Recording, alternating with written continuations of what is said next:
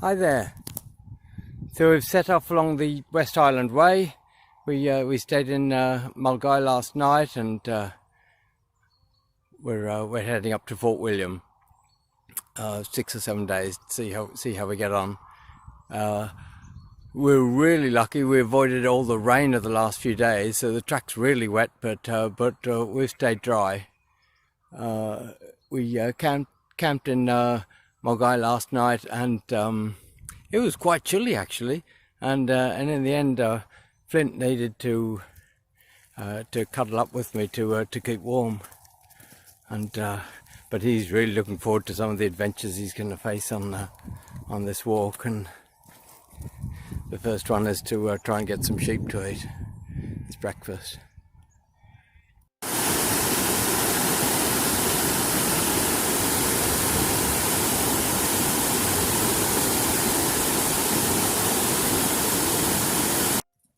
Hi there.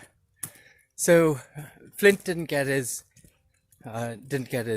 lamb breakfast, but equally I didn't stop at the Glendoick distillery for a quick snifter. Instead, we've just stopped in Drimmen for a bit of lunch, and he and I shared a burger together. So that was very nice. So our spirits are good, and we've built up our strength to go and climb Connick Hill, which is our next goal, about 5 miles away.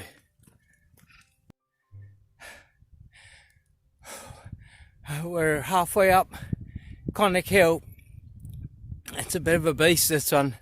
First big hill of the walk, and it's got me out of breath already. I'm not sure what it'll be like when I get to the top, but it's beautiful views all around, and peaceful setting with the sheep and the hills all around.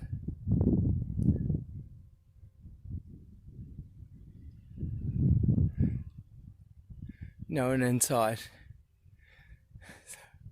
The obligatory shot of the scary cows up here on top of the hill.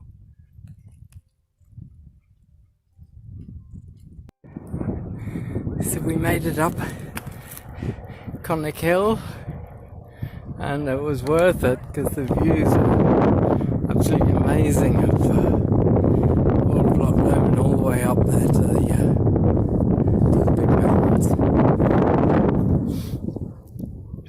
There's a few people up here. Looks like the lake is flooding a bit down there as well with all the rain that they've had lately. Look at the beautiful contrast of the greens.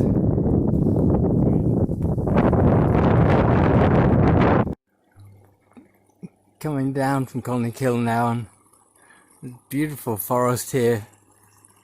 Just entered the Loch Lomond National Park, and the trees so old and straight and beautiful.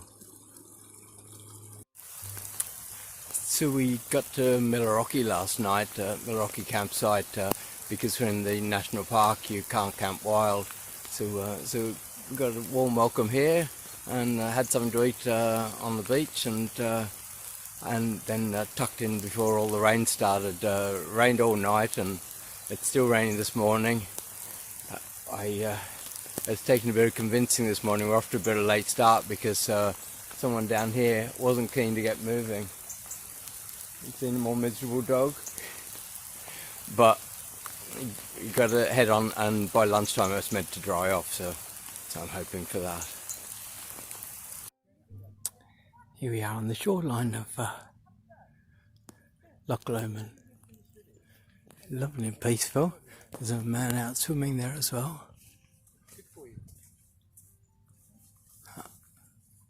Hope he doesn't encounter the Loch Ness Monster. Flint's thinking about going in. He's dirty enough to warrant it.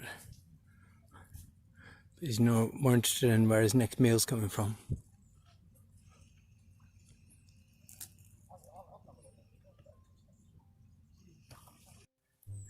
It's beautiful walking along the lake this morning. The rain's easing a little bit.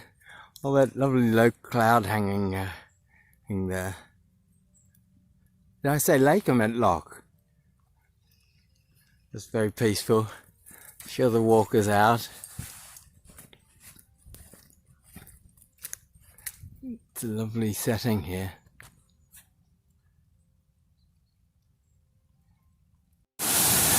We've made it to Inversnaid with this dramatic waterfall here. Later than planned, but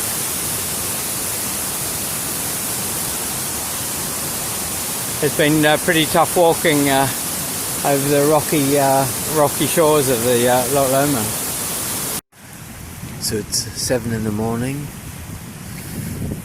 down by the north shore of Loch Lomond. The wind's got up a bit.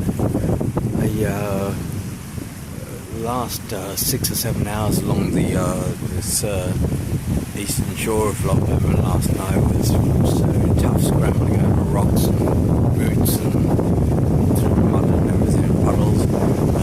And so it was quite late last night when we eventually came down here, across the ford, and got onto the beach here. And, the wind has ravaged the tent a bit last night, but we had some pasta and hoped that the tide wouldn't get up too much. We're still just about okay, as you can see.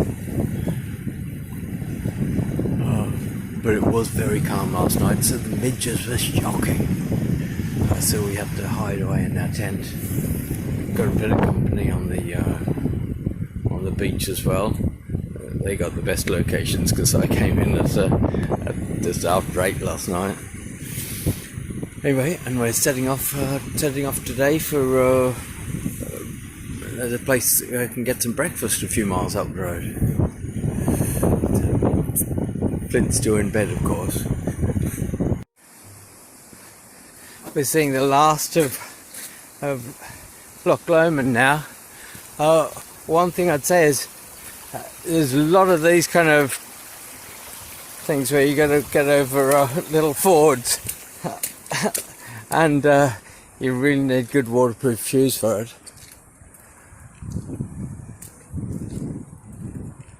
Nice and peaceful this morning now. Flint's off adventuring again.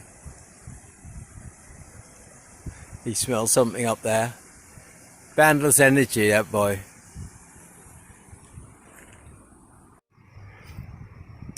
Here's the end of the loch. Made it all the way up there on the east side.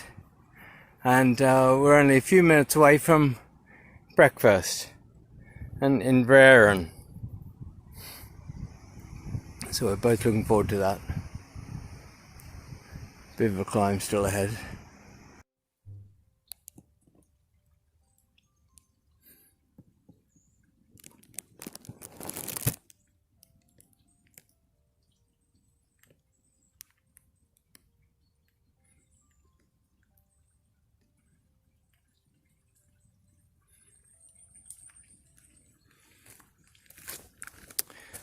We stopped at Rondon for a bit of lunch and have carried on along the loch this afternoon. But now we're in a beautiful ancient woodland.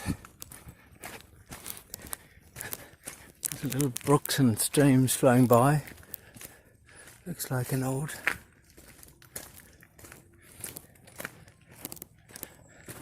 house there, now overgrown with moss. Very atmospheric woodland here. Considering what he's done, he's a great spirit. Considering all the miles he's done, and when we ever meet anybody, and you meet quite a few people along this way, he's always up there wanting cuddles and pats from them and checking out what spare food they might have. And he seems to lift everybody's spirits as well as keeping mine high too. Just out of Inversnaid, where breakfast was so disappointing. I got there half an hour late for it, and so I just picked up a pre-made sandwich. Flint was disappointed as well because he was going to have sausage and bacon and all sorts. But anyway, this is a pretty river flowing down into the loch. Here's the signpost for Crian Larrick, which means that we're now halfway along the West Highland Way. He's keen to press on. We've got only another 6 miles to go today. So, but where are we? Just after lunch on the third day. So we're doing pretty well. It's been a pretty good track up the valley here. Beautiful views of the mountains, and it's been very peaceful too.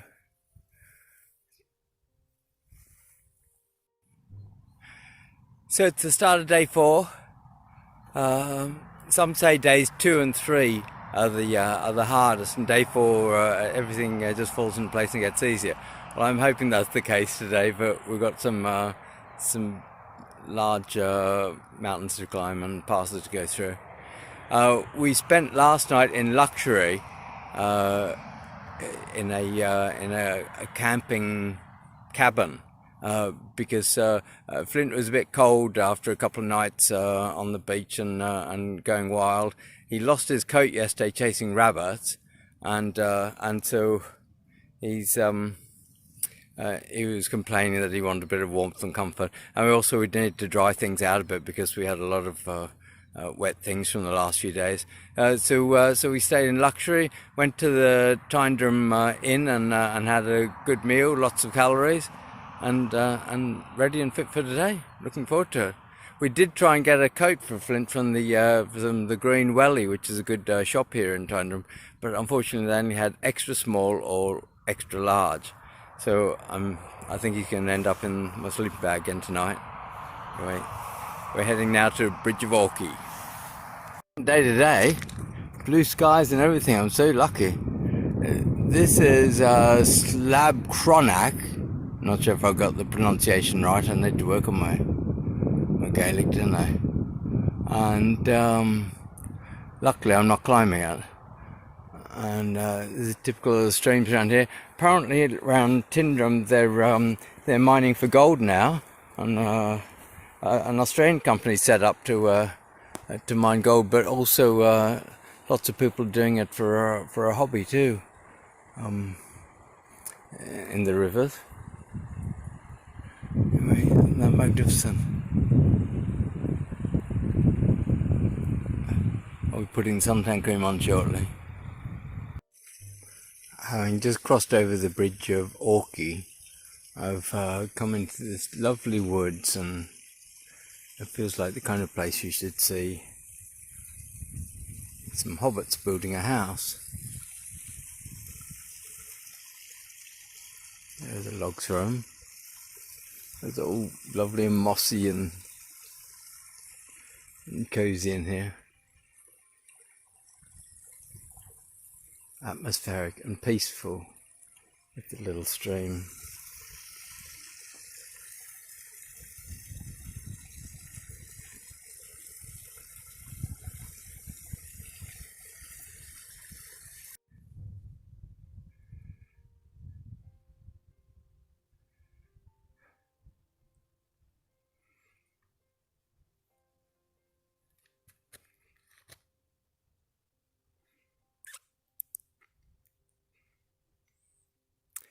What we climb mountains for. Just so spectacular. The reflections are amazing.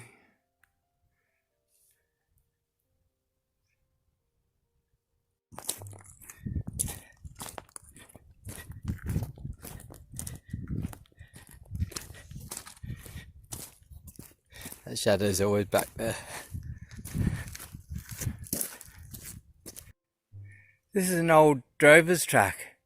Goes all the way through to Glencoe, about 10 miles away.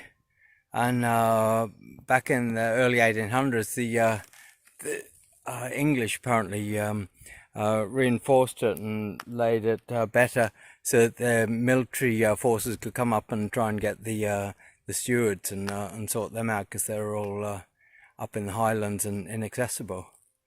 But it's a good track, nice to walk on, though a little bit hard on the feet. All good.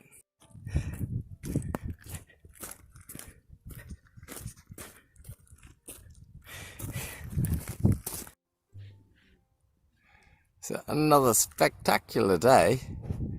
We've just set off.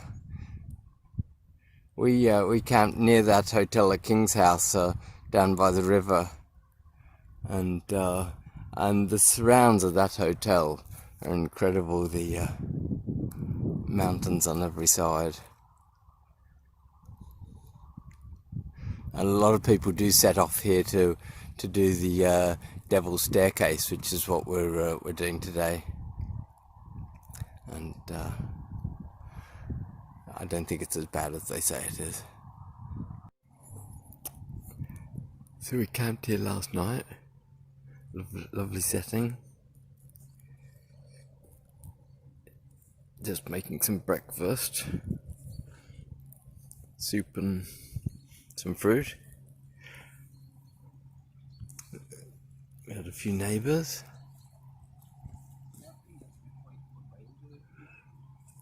Flint's off wandering. He's not eating his breakfast at the moment. And it was a cold night. It was really cold. So again, Flint had to share the sleeping bag with me, but it was quite cosy. I love the way that the cloud hangs so low.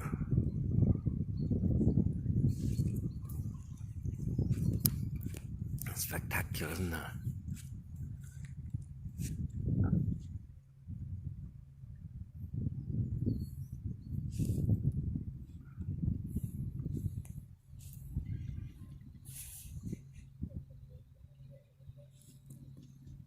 So we made it up the Devil's Staircase, and that's behind me there now.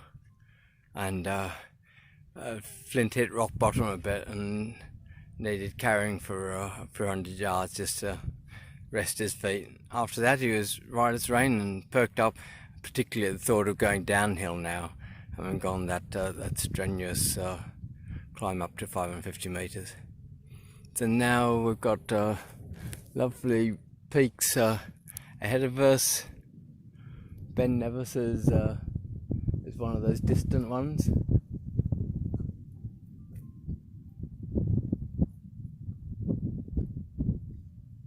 And still a lovely day. So we're halfway up the Devil's Staircase. Up the top there it's something like 550 metres high, which isn't high in continental standards, but it's high when you're carrying a backpack, etc. But yeah, probably halfway up.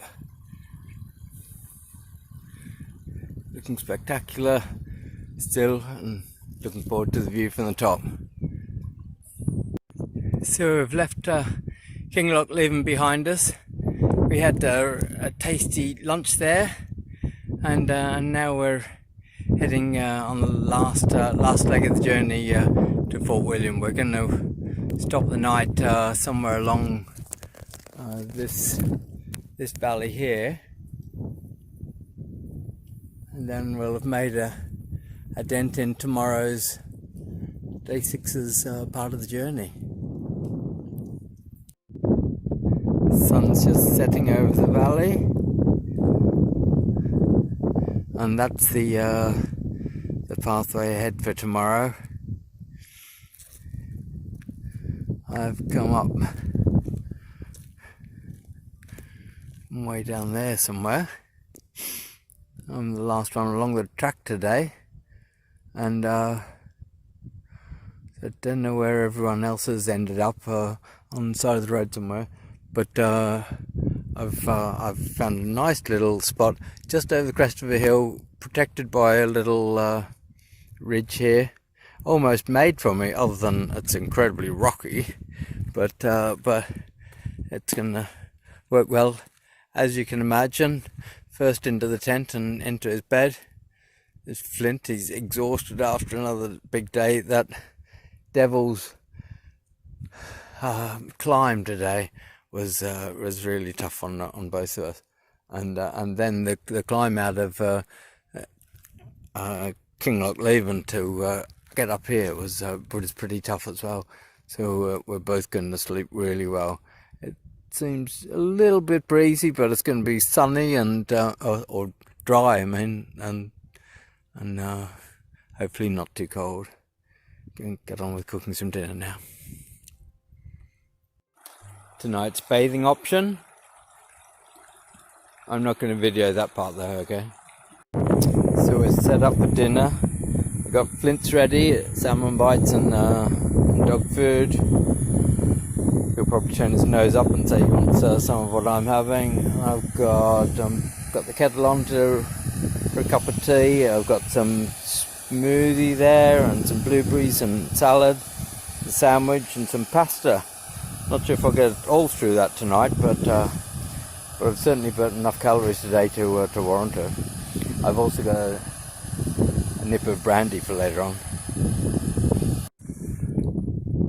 It's just gone 7 o'clock and we're all packed up, ready to go. Flint's there keeping warm while he's been waiting for me in this newfound jumper. And the sunrise is just about to happen over the far horizon there. It was a chilly night. Yeah, it was another chilly night, and my sleeping bag, while it's a 3-season one, doesn't really cover for autumn in the Highlands very well. So again, Flint and I were snuggled up trying to keep warm, but a lot of shivering going on, even with lots of layers on. I did find a tick on myself last night, so I got that out this morning. Checked Flint again, and he's all tick clear, so part of the natural hazards of the Highlands, I should think. So I'm going to go down to the stream and have a wash, and then we're going to head on our way. And watch out for that sunrise. It's just coming up over the hills here behind me, as you can see. As I've been walking along, this little bit of cloud has kind of come across through that far valley and is just sitting there below the horizon. We'll see if it's still there when we get up to it. Last night was amazing for how peaceful and quiet it was. This is one of the most deserted parts of Scotland, and there was just absolutely no noise at all while we were sleeping, except very occasional sheep noise, but you know, only 1 or 2 of them. So it was a lovely, peaceful night's sleep. And the stars were incredible last night. I could see like 5 times as many as I can at home in my village in Nottinghamshire. They were just spectacular, and it was like you could see galaxies and all sorts of things up there, and it was a real wonderful light show. There's a good view of Ben Nevis there in the background, and as we come around the corner here, and we're in sight of destination, just down there in the valley is Fort William. We'll make our way down into Glen Nevis and Fort William. Flint's a bit tired, and so I'm giving him a little joey ride here to ease his weary legs on this rough kind of path that we're on at the moment. But we're both really pleased. See Fort William not too far away, about 2 miles ahead, and Flint's going to walk in a champion. It was quite a shock that Saturday getting back into Fort William and seeing all the cars and people and civilization. It was really tough on the senses that had been heightened from a week out there in the Highlands. that walk, West Highland Way, is just so good for the soul, and I recommend it to anyone. We really loved meeting all the people along the way too, and walking along for some distance, chatting with people was great, and just being among the mountains and the streams and the silence was just a wonderful experience. I forgot to mention Flint, of course. Being with him for the week was terrific as well, and we developed a closer bond as well over the time. He was a great companion and a good mate over the journey.